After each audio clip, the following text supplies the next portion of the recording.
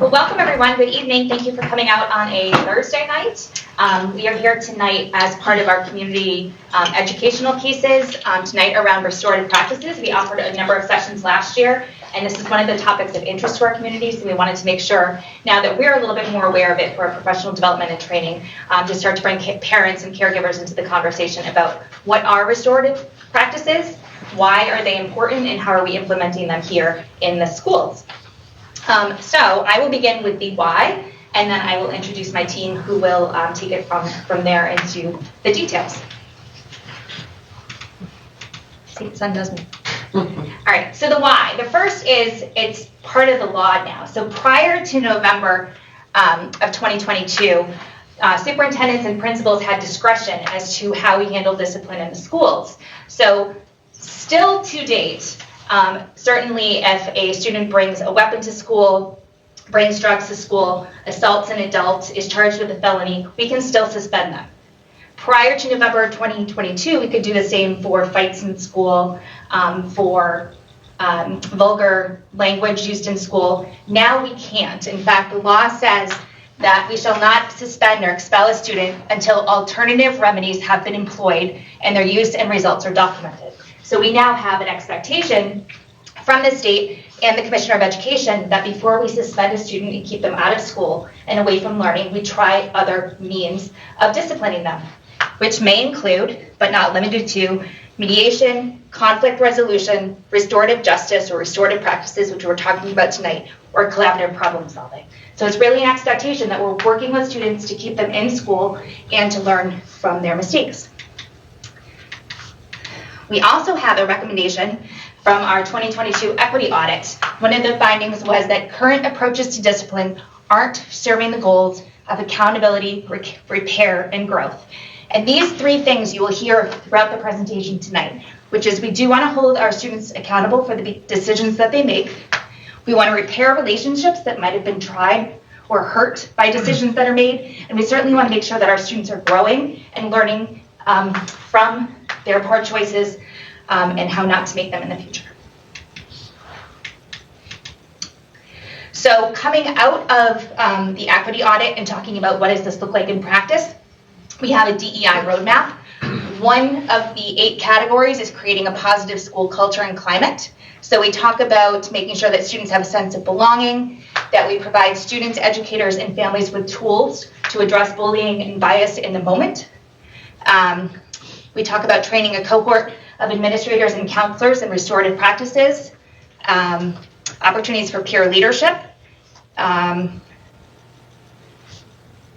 for communicating events with families and caregivers, explaining student confidentiality to caregivers, which we'll do tonight as well, an anti-bullying curriculum, etc. So this is part of the plan moving forward. As you'll see, we'll probably touch on a couple of themes again this evening. The last piece that I'll talk about is student confidentiality. So as you know, by FERPA and Massachusetts state guidelines, there are certain things that we cannot share with parents. Just like you would not want your child's information shared with others, we have to protect other children and their families from information being shared with you. So although your child might be the victim of an event or perhaps harmed in some way, and you want to know that the child who did it to them is being held accountable, we can assure you that they're being held accountable, but we can't unfortunately share details about what that looks like because it's part of their discipline record, which is awfully frustrating, but you have to trust the adults in the buildings to be making decisions that are in the best interest both of your child and the other child who is involved. So without further ado, we have Denny Conklin here, Assistant Superintendent, who's in the audience for questions. We have Ann Dever-Kagan, the interim principal at the middle school, Tracy Sokolowski, the assistant principal at the middle school, and Tim O'Meara, the interim vice principal at the high school. And they each are going to take parts of this. They have all engaged in hours and hours and hours of training. They are far more perfected in this than I am, so I look forward to learning from them this evening as well. Great. So thank you. Thanks. Is this the mic? No, that's the clicker. The clicker. So forward, backwards. Okay. Figure it out as you go.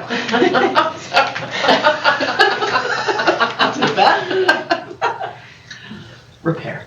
Yeah. Here we go. Great. So I would say that this, when we did our training, the piece that spoke to me was this sort of expression.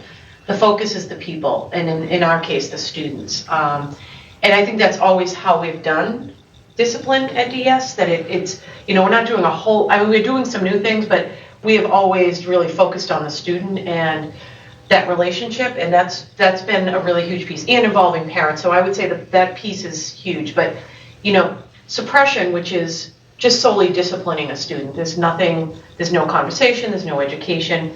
Suppression definitely takes care of it, and some people feel better, like, okay, we've suspended a student for many days, that's great. And that may solve it temporarily, but when you want to solve the problem so it doesn't come back, there's got to be intervention. And they both have places in our work, and as we've done this work this year, we've had both accountability and restorative practices. So I really felt like that spoke to what our work is, and I felt like that's how we operate.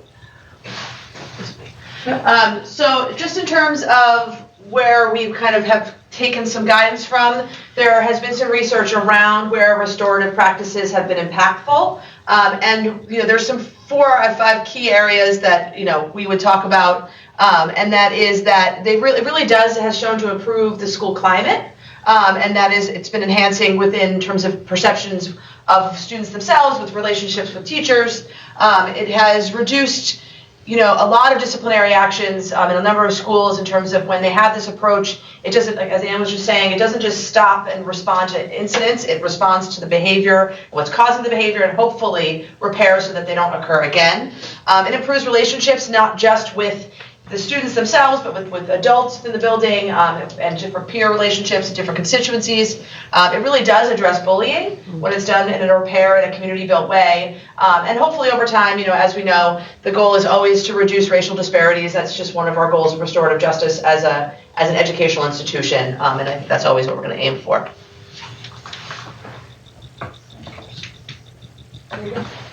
Alrighty. So what does it mean to have restorative practices here at DS? I think at its core, for me, we can read everything up here, but the point of education and the desire of our district is to really kind of connect in that humanity, right? So when you think about the conversations that can happen amongst students, with parents, with teachers, all of these different parties involved, when we hide behind a computer screen, which unfortunately is what's happening so often these days, kind of with the way that communication is happening, we often are able to kind of pump ourselves up and say some of these things because we're not seeing that humanity. We're not truly connecting with the people who we're targeting or are targeting us. And by putting people face to face, in my opinion, you really get to that core of who we are as people, who we are as a community, and what that means. So when I say restorative practices, I mean getting back to that baseline, getting back to that understanding of what it means to be a person, what it means to be a member of a community, and truly what is kindness, right?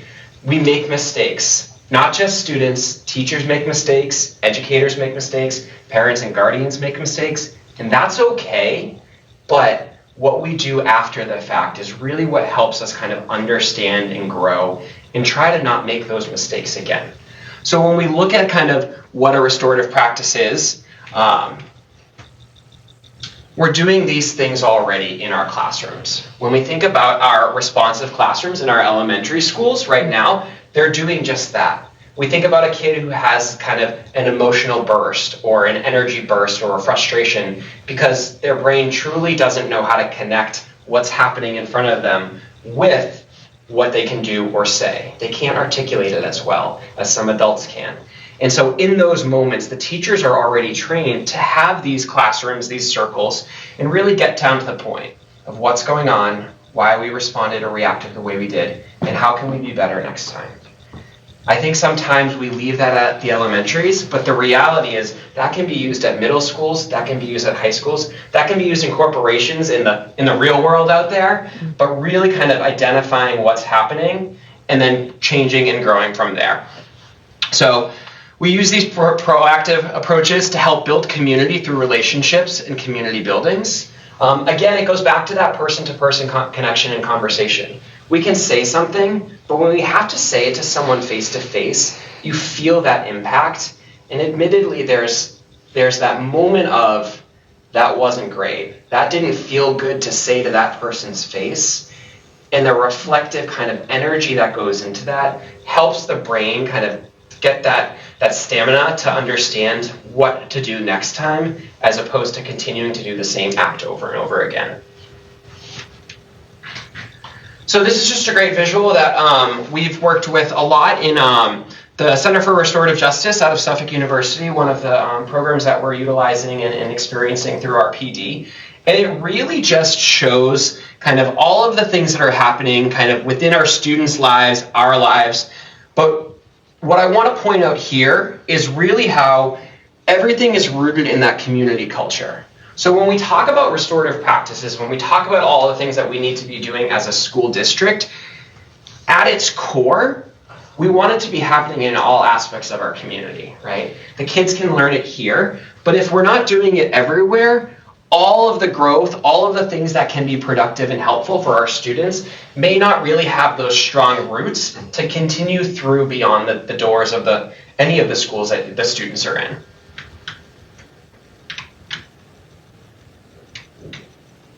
There we go. I love this, right? When we think about kind of old-fashioned discipline, right? It's, I'm the assistant principal, the teacher told me what happened, you get this discipline, and there is no conversation. However, it doesn't really do anything, right? It makes me the bad person for assigning the discipline without ever having the experience of what was happening in that classroom, or understanding where those students were coming from, understanding that why. And this shift right here really shows what we're trying to do through these conversations. So it's twofold that I do want to say, and they're kind of contradictory to each other, but when you put them together, it really makes sense to me.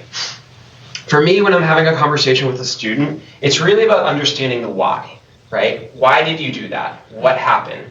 And having that conversation not just with the student, but if it's a conflict between a student and a teacher, that same conversation with the teacher as well. I want to understand the why from both perspectives. And on the other side of that, any sort of emotional burst or how someone's feeling, whether or not the why connects, they're still feeling that way. So we want to address those emotions and those feelings and connect it to the why before we understand what makes the most sense going forward. So this just kind of shows some of the things that we're already doing here at DS. For the elementary schools, they have their morning meeting, their responsive classrooms. We have these community circles, we have these restorative circles, and the difference between those two really is before you sit with someone face to face and have a difficult conversation, to have the experience of what it's like to share in a productive and positive manner gets those muscles going again to understand that this isn't just about discipline, right? When we feel community and we feel connected to someone or something or some place, we have that connection, is literally the word, that connection to where it is, and we want to see that succeed. It's just how humans work. So understanding what that circle is from a community perspective before we dive even into kind of changing discipline or changing how we respond to things.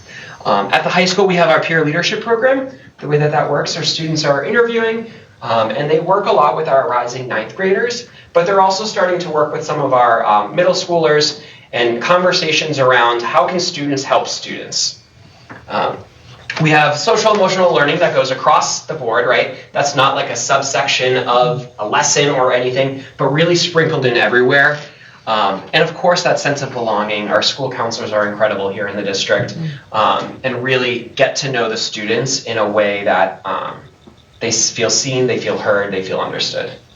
I just add in, before we start this video, that at the middle school level, we started a peer leadership program this year as well. And the real goal around all this is that if we think of behavior response as a reaction to behavior, we're always behind. But if we think about it as how can we prevent behaviors and how do we use community and understanding and education to prevent the behaviors from happening, then it is a proactive model as opposed to reactive. And that's really our goal here. Yesterday morning, 5 of our peer leaders came that had done a bunch of training in the fall and spoke to our staff. And the staff was blown away because there's 5 13 and 14-year-olds who so thoughtfully shared that they believe that as students, they have a role in the behavior here at the school and as leaders, and that they really feel like they understand the behavior in a way that adults don't.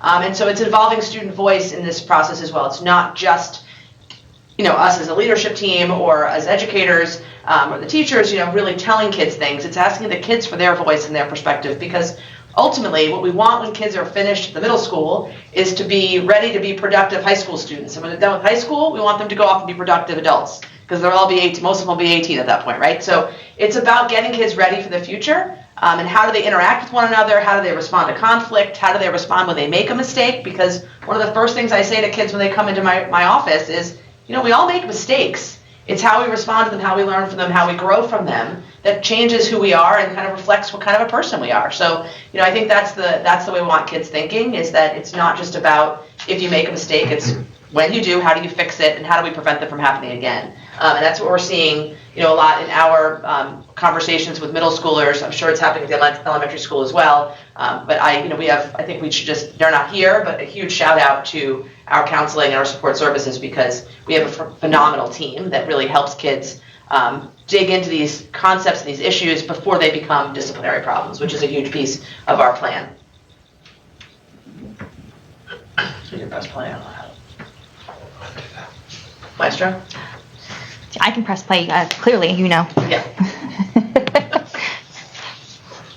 If consequences have been proven to be ineffective in changing student behavior, why shouldn't we only use restorative practices? Restorative practices is not supposed to be a standalone way to manage behavior with students. That's not what it was designed to be. Restorative practices is designed to work with traditional consequences and PBIS, because all of these ways of managing behavior are imperfect. And that's just the reality of how majority of the things that we have within school. They're just imperfect because there's no perfect solution to do really anything. You need to take the best pieces, the best components that exist within your school of what you have when it comes to traditional consequences, PBIS, and restorative practices, and make them work together. Everyone does traditional consequences differently. Some traditional consequences work better in some places than others.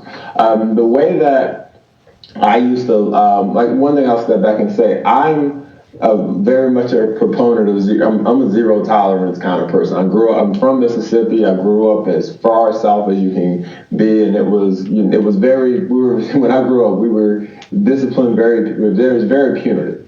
And so, you definitely couldn't veer off too much. You were kind of held in check by pretty much all the adults in our little town.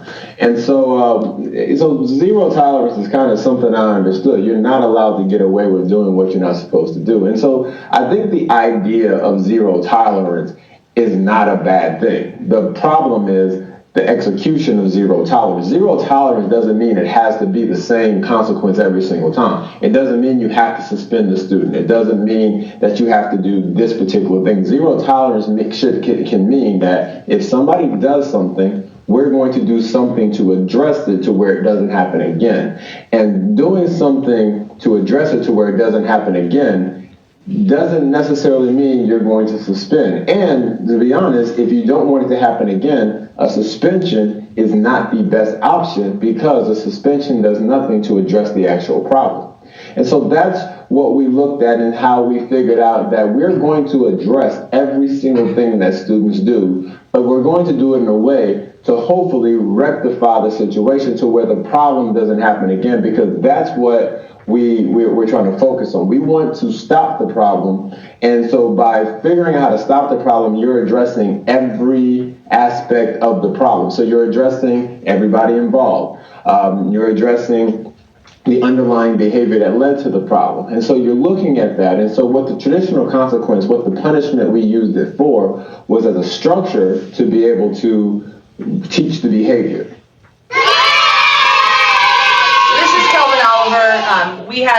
Tim and I had the opportunity this summer to go to a professional development opportunity where he kind of went through all of these concepts, and this video really resonated with the three of us and really spoke to a lot of the questions and the topics that we were considering here. Is we know kids make mistakes, we know we have school incidents, what's the right approach? And so I thought his video really spoke to a lot of the things we've talked about. So I'm just wondering from, the huge crowd, any takeaways you had from this clip? Because I can certainly list off things that I thought about, but is there anything that you heard that was resonating with you? Yeah. I thought it was interesting that, he made the point that it's not one or the other.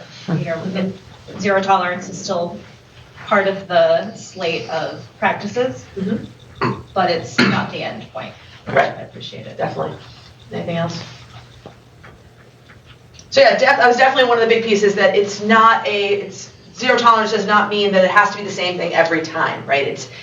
Zero tolerance means that we're going to address situations, we're going to deal with problems that exist, we're going to handle situations that come up, but it doesn't mean it's the same thing every time. And I think the other thing that was really impactful with what he was talking about, which is that if you don't address everything in the issue, who it harmed, how it's impacting, what the cause was, what's the behavior. Other thing he talked about was that behavior is a reflection of emotion. So if you're not dealing with the emotions, you're going to only have these things happen again and again. And so what we've tried to institute here, and we're practicing this year, and I think we've come a long way, is what does that look like in the middle school? What does that look like in the high school? And how can we help shape student behavior in a way that is productive and effective for our community and builds those kinds of skills so that we're growing these little citizens that are going to end up being effective and productive adults.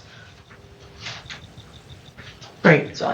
So this is, we get this a lot, like what are restorative practices? What are they? And so, I will say what they are: relational, and then again, if you go back to that beginning slide, it's about the people. So it is about the relationships, and it's the relationships with the student, with the teacher, with the family, and it really is relational. So it's I think I love that that's the first word on this chart.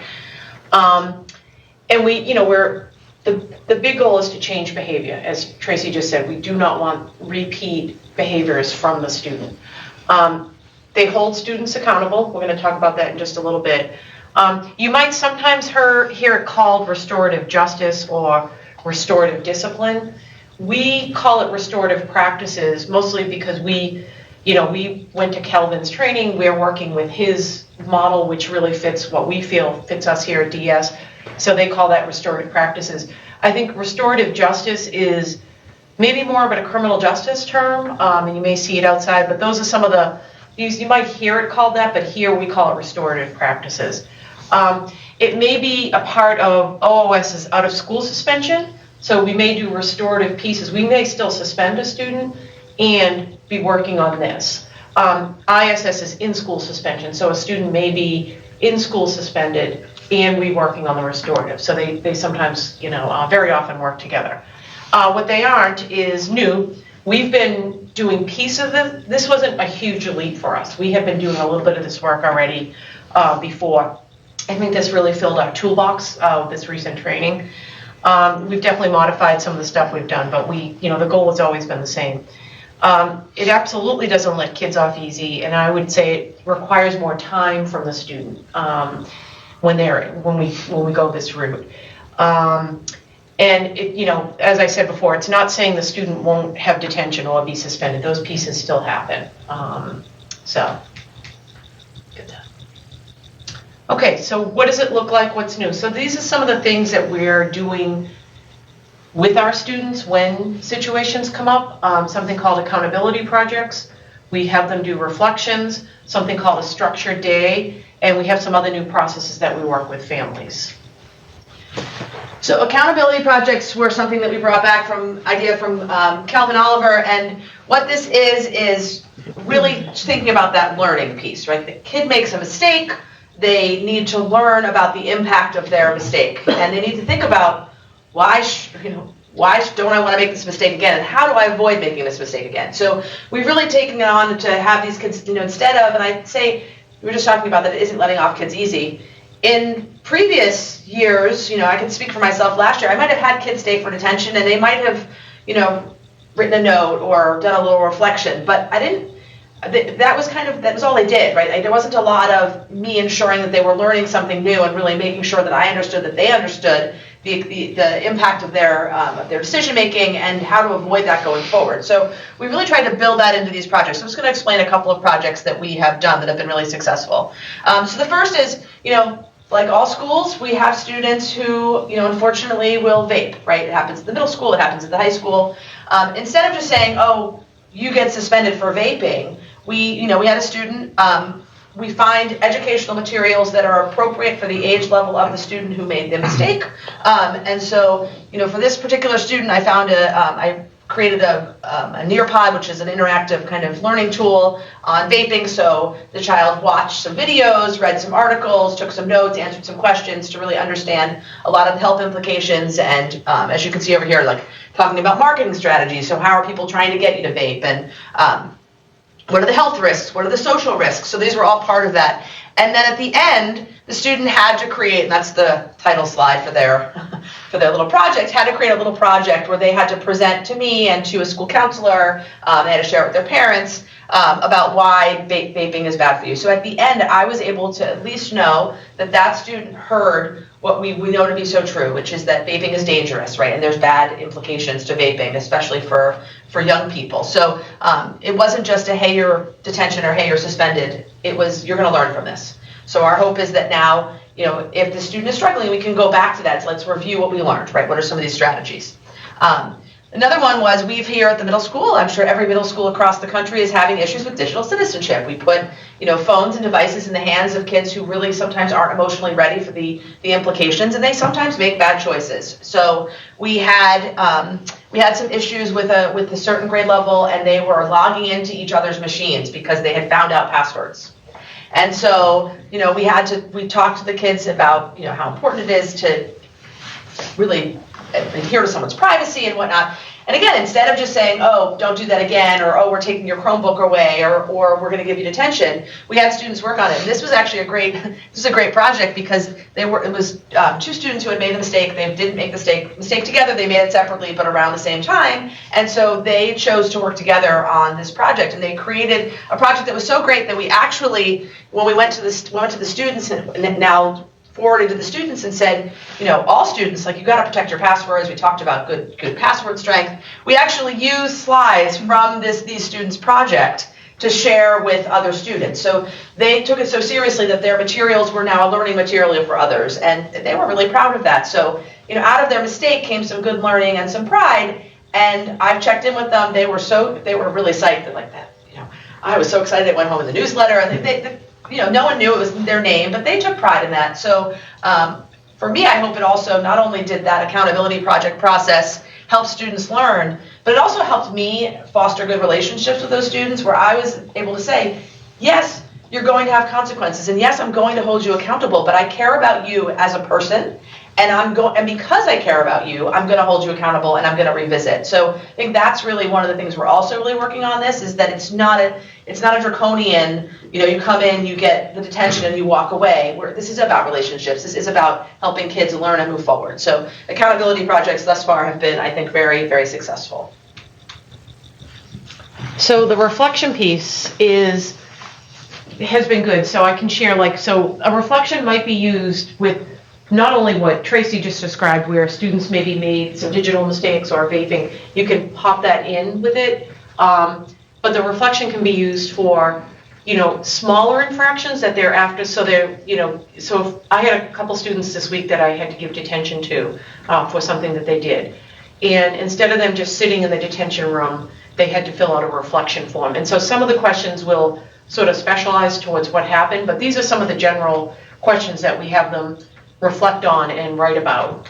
So, what happened, what were you thinking, who's been affected and why, what could you have done differently, what have you thought about since the incident, and what do you do to make things right? And it's really fascinating to read their responses and sort of the conversations that have happened at home because of it.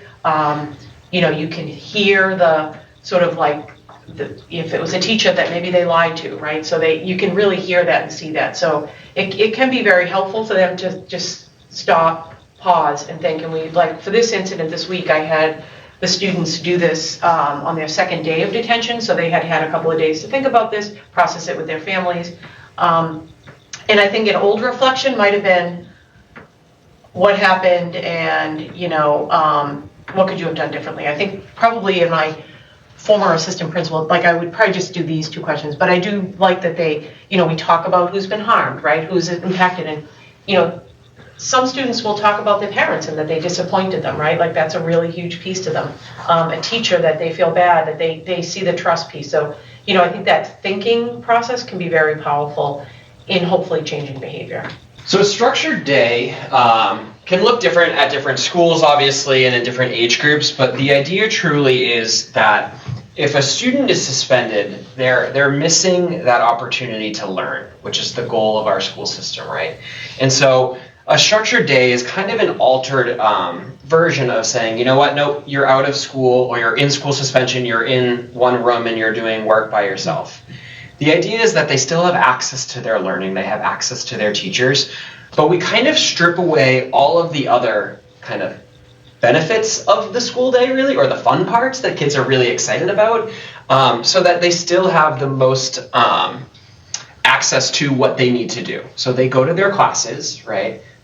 And that's kind of it, right? So you're not going to have the recess, you're not going to have kind of the interactions in the hallways with your peers, but really you have your school and that's kind of it. Yeah, so at the middle school, I just put up like what a structured day might look like at the middle school. So they would come in, and instead of coming in, and sometimes they usually have 10 minutes or so that they can pal around with their buddies and chat about things, they come right into the office and they just sit and wait, and it's, we chat with them, but we're not nearly as exciting as their friends. So, they're sitting there, they walk up right in the beginning of first block. They leave class about 3 minutes early with the idea that we don't want them interacting with each other in the hallway. That's like a fun time. So we don't have them do that. We have them leave class early. The teachers know leave, and they get to the next classroom, and the next teacher knows to kind of have them come in and sit down. They have lunch in the office instead of having lunch in the cafeteria. There's no H block labs, so they can't go to any of the fun labs here at the middle school. They can't participate in any after-school activities those days that they're on structured day. If they're going to use the bathroom, they come down to the nurse's bathroom, so they're not hanging out in the bathroom talking to friends. And this is important. If a project is a group project, we would never say you can't work with another student, but there are times in classes that we say, yeah, you can go work with a friend at a table. And so we say if the collaborative nature of the learning is not essential in that project, they work independently. And I think I just want to point out about this, it's yes, it should feel like a punishment, right? It is part of it. And it's also, we talk about that we keep discipline private, we keep things between, we don't tell people what people's consequences are. But if you're a student who has been harmed, we've heard from kids, like it felt better to them to know that this student was interacting with them. And we have that conversation directly with that child that's on the structured day. You've had an impact on your community, right? You've harmed the community. So some of that right now is that, you're kind of being structured within your relationship with the community for a day or two. And then we're going to continue back on and we're going to do the repair work. So I think it's a really great way of being clear to kids that there is harm and that there's a community impact, but also really honoring what, like as Tim said, what the goal of kids being here is to learn. And I think this honors the learning both of the behavior and the academic piece. And the other piece is if we have kids that are struggling emotionally, oftentimes we know that they often struggle academically. Those things can dovetail. By removing them from the school day, we're only going to perpetuate that problem, right? So this is a way of, for us as a school, responding to the needs of kids, right? All kids. And I would add, very often students in structured day also have accountability projects that typically is walking with it. So they would often stay after school in the detention room working on their accountability project. So there's just a lot of sort of light on what happened. Right. And then this is a piece, I think we've been doing this, but our training this summer really, we spent a lot of time talking about these. So this might be for a student who's having a lot of discipline issues, and we're having, the parents are in, the student's having a lot of just repetitive behavior issues. So it's more of a preventative intervention conference with the parents or caregivers. And it's not about an incident, it's about sort of resetting or preventing something from happening. And it's pretty comprehensive. We've done a couple this year that have been great. And the adults kind of meet and talk about what it's going to look like, and we collaborate, and then we bring the student in on it. And families have really been super appreciative of it. Very often the teacher or the school counselor might be involved. but it's a way of just hopefully preventing, but also resetting. And it's not about anything that's already happened, but we know that there's a chance that some behaviors could pop up, and it's really about setting the student up for success. They typically may happen in September as we return to school, or even at the semester break as a reset. So that's been, again, we've done that here. I think the three of us here can sort of point to a lot of meetings where we're sort of trying to reset students, but this is a really nice kind of let's all get on the same page and then bring the student in, and it's been a really neat piece. So I think that was what we were going to share. If anyone has any questions, we're happy to answer questions. I have a quick question. How does it work in a case where a student may have an interaction with a teacher where maybe the teacher wasn't having a great day and maybe stepped out of bounds a little bit, or if there's a student-teacher relationship that's not so easy? Have you had that issue, or how would you deal with that? Yeah, so that's come up at the high school a few times, and I love that because it brings all the parties into the conversation, right? So I'm not going to send a student right into a conversation just one-on-one with that teacher. I'll have a conversation with the teacher, have a conversation with the student, and more often than not, after a day, when things start to settle, there's that acknowledgement from either party, or whomever, in this case maybe the teacher, that they were a little off that day.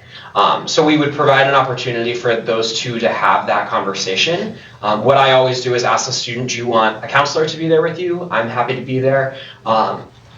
Because the goal of having another person in my mind is to kind of offset that power dynamic, right? Because obviously student-teacher, it's really difficult for a student to say, I don't understand why you snapped at me yesterday. But having that support system and having walked through the conversation, usually with their counselor prior, they're able to kind of troubleshoot what they want to say, and then previewing it with both parties. So I'll go to the teacher and say, hey, you know what? Susie said this is how they experienced that day. They really want to talk to you. I wasn't there. So I would need you two to have this conversation and make sure that we have an outcome that is productive for both parties involved. Thank you.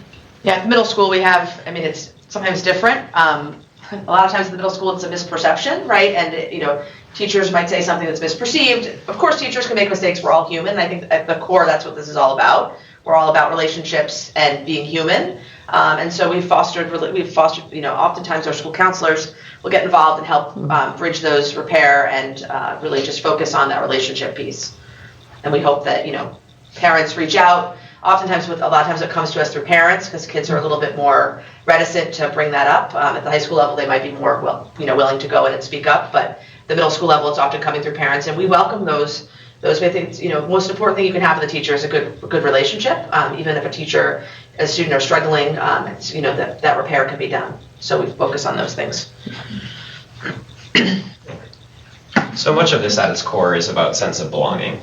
And when someone feels like they belong to something, whether it be a team, a class, a community, you have that internal pride and the desire for change to be positive. And so much of the conversations we have around discipline, that student may feel like they don't have that sense of belonging. So we're trying to bridge that gap to say, you made a mistake, and that's okay. It doesn't mean we don't care for you.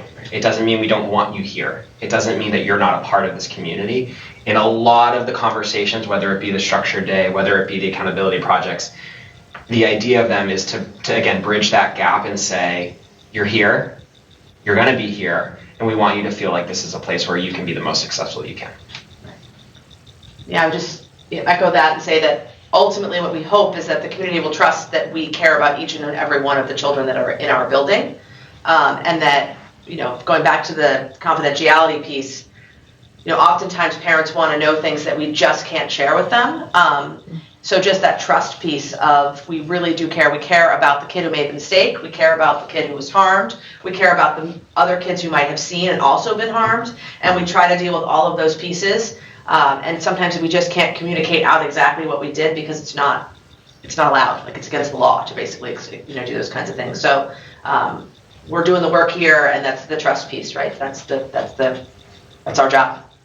Yeah, and I would say one thing that I've always said to students, I know that Tim and Tracy do this all the time, but we say to students, tomorrow's a new day. Like if they're finishing a structured day accountability project, or they're coming back from even a suspension or a couple of, like tomorrow's a new day. We're not looking back, we're looking forward, and we believe that. We believe that the students make mistakes. Tim and I working at the high school there's just so many stories of kids that maybe had some discipline issues and they soar. And we believe that in our core. And I always try to, after students been through either a small, medium, or large discipline issue, I try to find them like a week or two later and make a connection. Like they need to know the adults, like they believe in them and that we are moving forward. Like you need to really sort of show some, you need to show them that we're all here. We're not mad. No one's mad at you. Like I just like setting that. I think that's a really important piece to this work so that they can put it behind them and move forward. It's one of the most important pieces, I think. Yep. Any other questions? I have one more question. We've talked a lot about how you're working with students who've made mistakes. Whereas previously the focus was probably more on the victim and the situation, and I'm assuming you're still following best practices with that as well. Is there interaction between kids, or is that part of what like you said, you're not allowed to talk about certain students, and how does that work? So how do you make sure this right? I can give a couple of examples without giving you specifics, right? Yeah. So there is times, and I'm going to speak for the middle school. You can cover the high school because it's definitely an age, and an emotional maturity difference too. In that, there are times that kids who are harmed just aren't available to hear from the person who harmed them. They're just, and so one of the conversations we have with the person who made the mistake is, I know, I appreciate that you want to apologize, you want them to hear you, but they can't right now, right? And that's okay too, right? And I think that's a really important thing for people to hear. It's just because you made a mistake and you're sorry doesn't mean a person has to accept your apology, right? And that's something kids need to learn. So we would never force. I would never force a kid to apologize, because the worst thing that can happen for a kid, if you're the victim, is to hear a false apology, right? That just makes it worse, I think. And that could be emotionally harming, right, as well. So that's important. And then the other piece is we'd never force a kid to listen to an apology if that wasn't part of it. So we've had that. Now we have had opportunities here where there's a fractured friendship or some a miscommunication or unkind interchange, and we will ask the kids if they're willing to talk to each other, and if they are, we will foster that conversation, often with another adult or two in the room. And you mentioned victims, so we've focused on responding to the behavior of the mistake that are being made. We always respond to the victims, and so that if we had our school counselors here, they're like the big part of this team, right? They come in, they help, and they also help with the person who made the mistake. So at the middle school, I know it's different than the high school. Oftentimes, we'll bring a school counselor in when we're talking to them about a mistake that they made, because we know that the mistake is also something that was happening behavior-wise. So we have the school counselor following up as well, because it is about the human. It is about the relationship. Yeah, it's pretty similar at the high school. Like, we're never going to force a conversation, but I always leave that door open. I might say to a student who felt or was the victim, right? We don't have to have this conversation right now. If you want to have it in a month, let me know, and I'll circle back. And I'll say that to the person who may have caused that harm as well.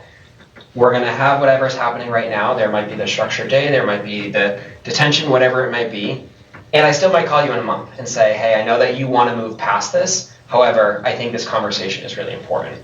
So it also doesn't make it like the timeline, right? It doesn't have to be immediate for some of these things, but opening those doors and having those conversations.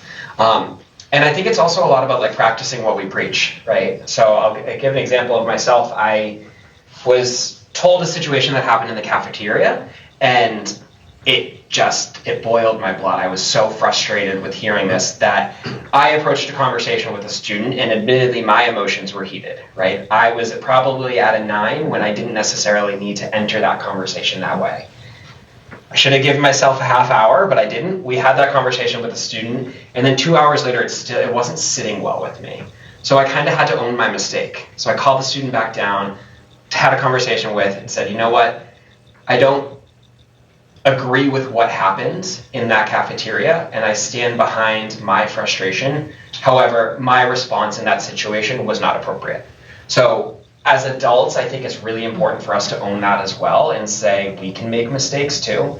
And modeling that for teachers, modeling that for kind of everyone is super important, and pulling it all the way back to kind of that humanity piece, right? I think when students see adults owning mistakes and students see adults apologizing, it's like, okay, we're allowed to make mistakes and we're allowed to apologize, and we're going to get past this. And that student has since been in my office a bunch just chatting about what they're doing kind of after high school and these things. And I think by owning things as well, it allows us to not just be a position, but rather a person.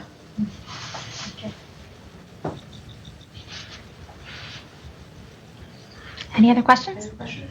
No? All right, well, I want to thank our experts and the people who are doing the good work on the ground and building community first, hopefully to prevent events, but when incidents happen, having an array of tools and strategies to not only address the behavior, but hopefully make it a learning opportunity. So thank you for all of your work and time and effort.